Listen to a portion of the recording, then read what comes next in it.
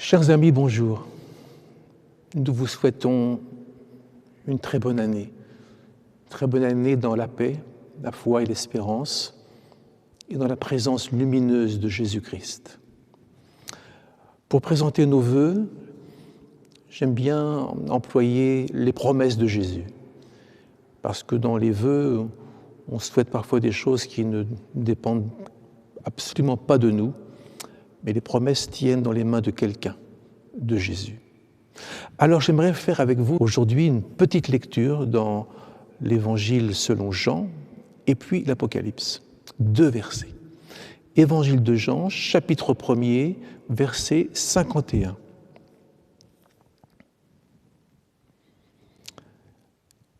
Et Jésus lui dit, « En vérité, vous verrez désormais le ciel ouvert et les anges de Dieu monter et descendre au-dessus du Fils de l'homme. Vous verrez désormais le ciel ouvert. » Deuxième petite lecture, dans l'Apocalypse, au chapitre 2 et au verset 10. Extrait de la lettre du Seigneur à l'église de Smyrne, en Turquie. Ne crains pas ce que tu vas souffrir. Voici, le diable jettera quelques-uns d'entre vous en prison, afin que vous soyez éprouvés. Et vous aurez une tribulation de 10 jours. Sois fidèle jusqu'à la mort, et je te donnerai la couronne de vie. Amen. Seigneur, bénis ta parole dans nos cœurs, inspire-nous et éclaire notre chemin en cette année. Amen.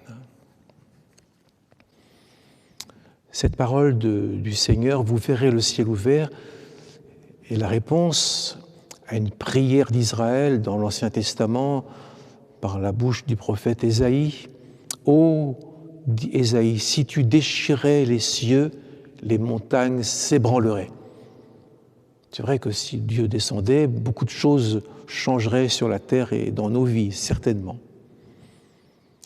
Et voilà, le Seigneur dit, des siècles plus tard, 7 siècles après, « Désormais, vous verrez le ciel ouvert. » Promesse pour nous, pour vous. Mais le ciel ne s'ouvre pas comme ça. Ne se déchire pas, parce que Ésaïe disait, si tu déchirais les cieux. Le ciel ne se déchire pas comme ça, comme du papier. Le ciel, c'est du solide, des étoiles, des soleils, de l'espace infini, à perte de vue, ça ne se déchire pas. Mais, au baptême de Jésus, au moment où Jésus sortait de l'eau, baptisé par Jean-Baptiste, Jésus a vu le ciel s'ouvrir. Il n'y a que lui qui l'a vu. Et l'Esprit descendre sur lui comme une colombe. Seul Jésus a vu ce prodige. Au moment où dans l'eau, il ne confessait pas ses péchés comme les autres, il prenait les péchés sur lui, le ciel s'est ouvert parce qu'il était fermé avant. Maintenant, la porte du ciel est restée ouverte et tous sont invités à y passer un jour, aujourd'hui déjà, par la prière.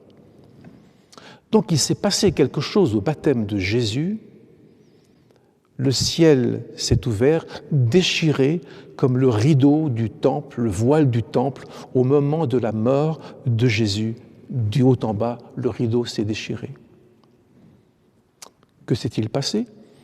Le roi de gloire, Jésus, notre Seigneur, a fait son entrée sur la terre. Et nous commençons à entrer chez lui. Nous commençons à entrer dans sa demeure et nous entendons bien Jésus qui disait à son voisin de croix sur le calvaire, « Aujourd'hui, tu seras avec moi dans le paradis. » Le ciel est ouvert. Vous verrez le ciel ouvert. On a besoin de voir les choses d'en haut, de voir les choses préparées, le paradis, la maison du Père, notre ascension vers Dieu, notre corps ressuscité, notre corps de gloire. On a besoin de voir notre histoire, notre avenir. Quand Étienne, le premier diacre de l'Église ancienne, a été lapidé, il disait « Je vois le ciel ouvert et le Fils de l'homme debout à la droite de Dieu. » En mourant, Étienne voit le ciel ouvert. Donc au baptême, les cieux se sont ouverts pour autre chose encore. Pour une petite boule de plume qui est descendue et que seul Jésus a vu. Le Saint-Esprit qui descend, les évangélistes disent, sous une forme corporelle, comme une colombe, le Saint-Esprit est descendu sur Jésus. Le Saint-Esprit, quand le ciel se déchire, j'imagine quel fracas là-haut. Et tout en bas, c'est la douceur d'une colombe. Regardez les contrastes, tout l'enseignement qu'il y a dans cette image. Et jusqu'à la fin du monde, le Saint-Esprit n'arrêtera pas de descendre sur chacun de nous.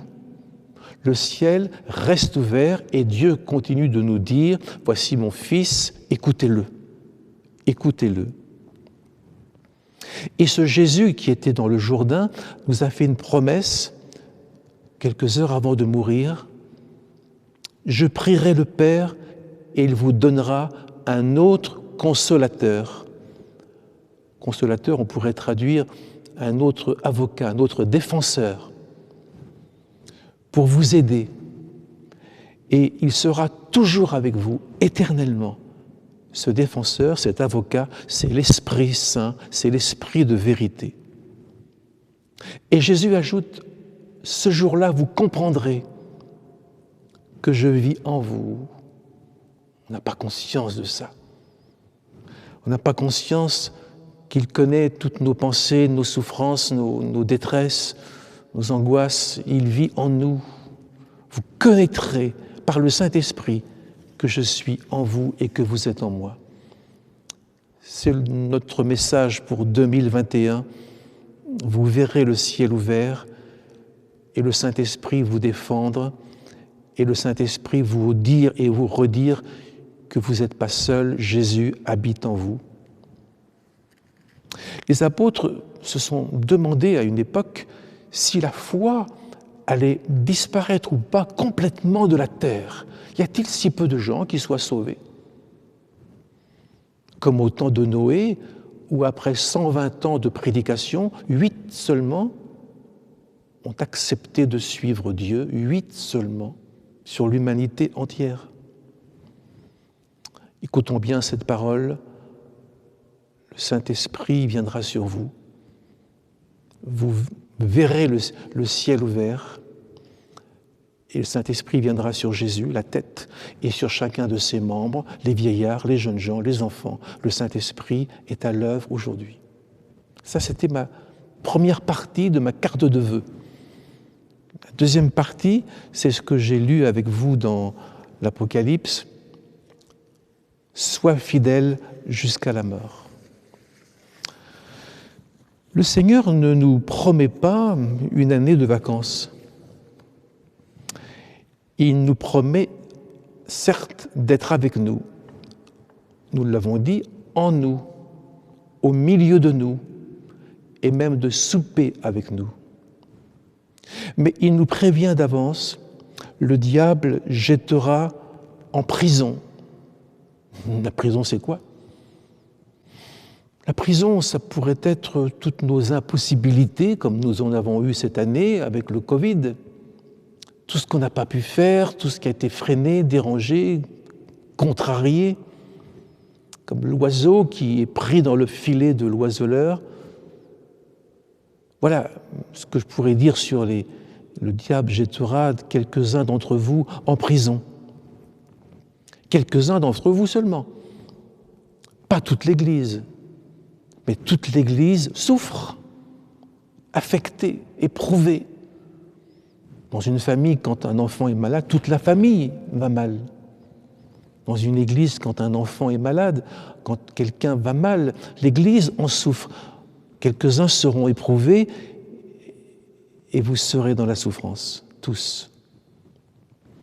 Alors je pense à la prison avec l'apôtre Paul, l'apôtre Pierre, avec Silas, les premiers disciples, les premiers apôtres.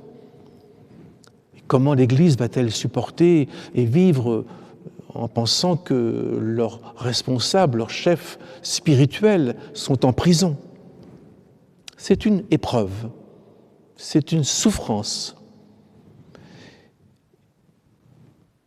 Mais nous le savons, l'apôtre Paul a été en prison, mais d'autres sont sortis. L'apôtre Pierre et Silas sont sortis de prison. Dieu a ouvert les portes.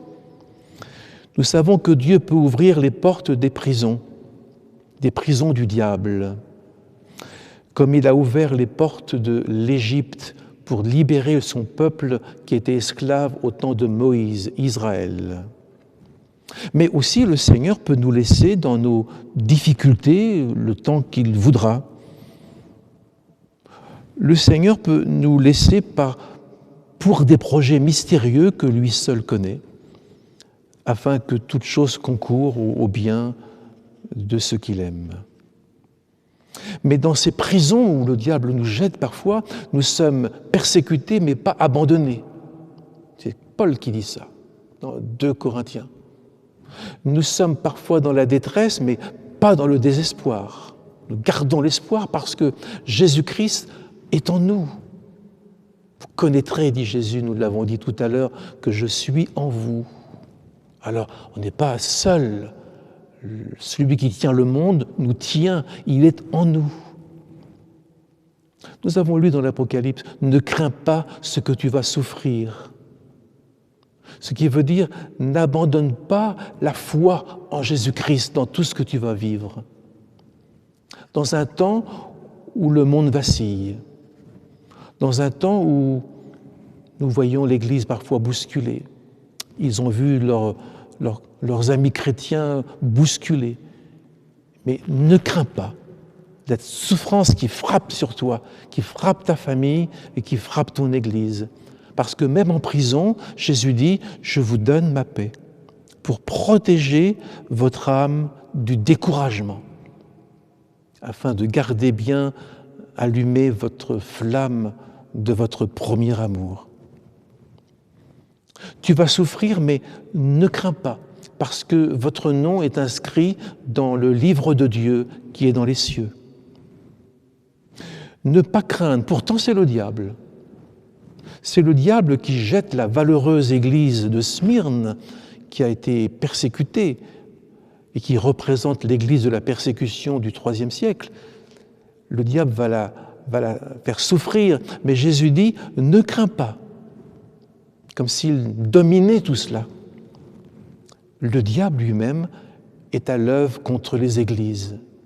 Diable, diabolos, qui signifie celui qui disperse, celui qui met en désordre, celui qui met le troupeau en fuite. C'est ça le mot diable.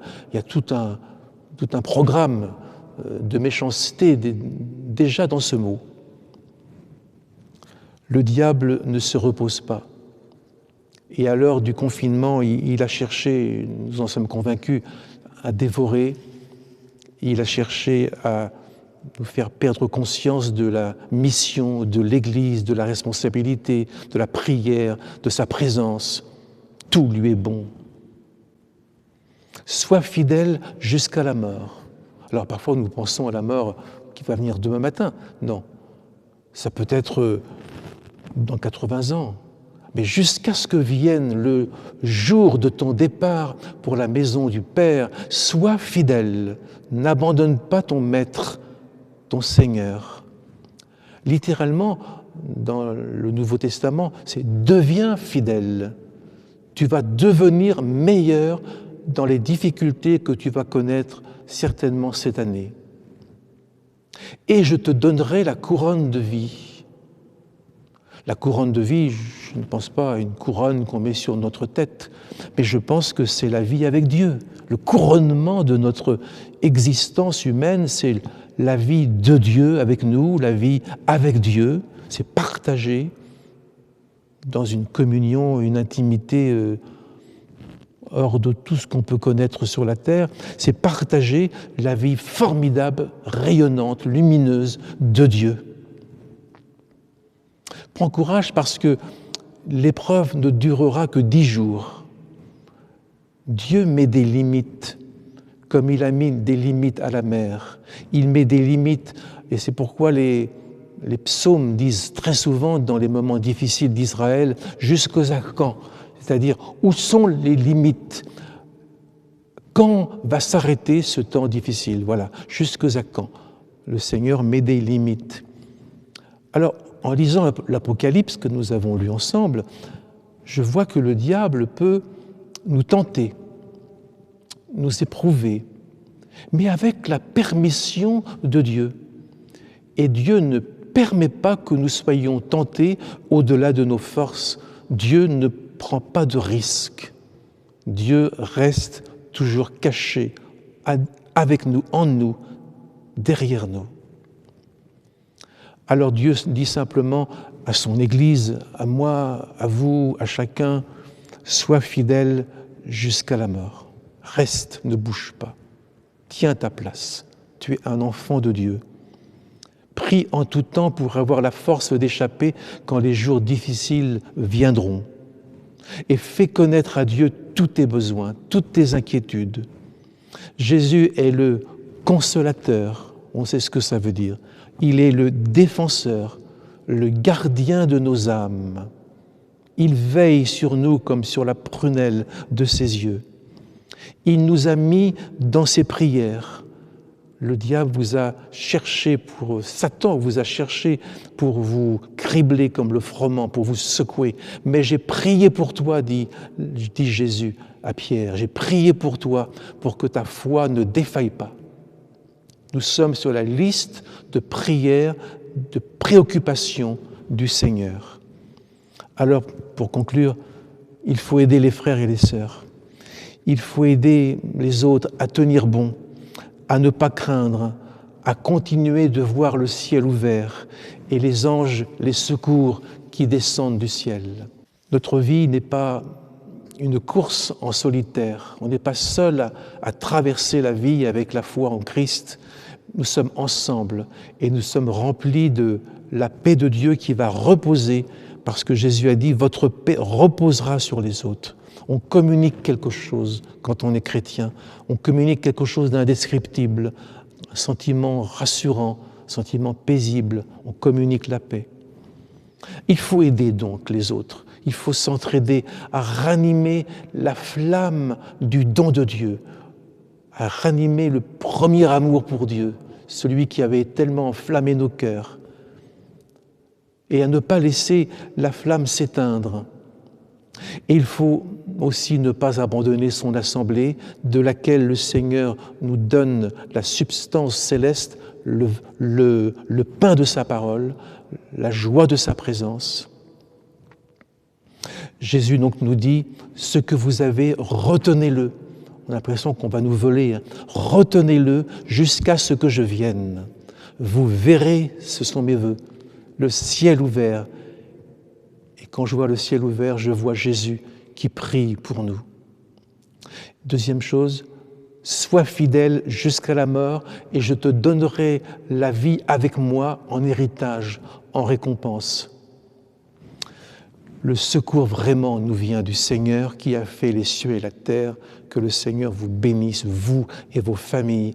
À bientôt de se revoir. Bonne année. Nous sommes ensemble. Dieu est avec nous. Amen. Je prie. Nous voulons regarder le ciel ouvert, ta présence toujours prête à nous secourir. Et nous voulons, Seigneur, continuer la course ensemble. Nous voulons te demander du secours pour tout ce que nous allons traverser cette année et te demander, Seigneur, que chacun reste fidèle à son poste. fidèle jusqu'à la mort. Merci Seigneur. Amen.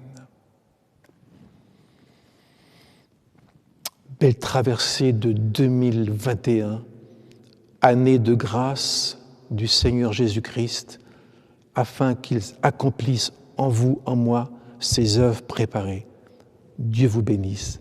À bientôt. Au revoir.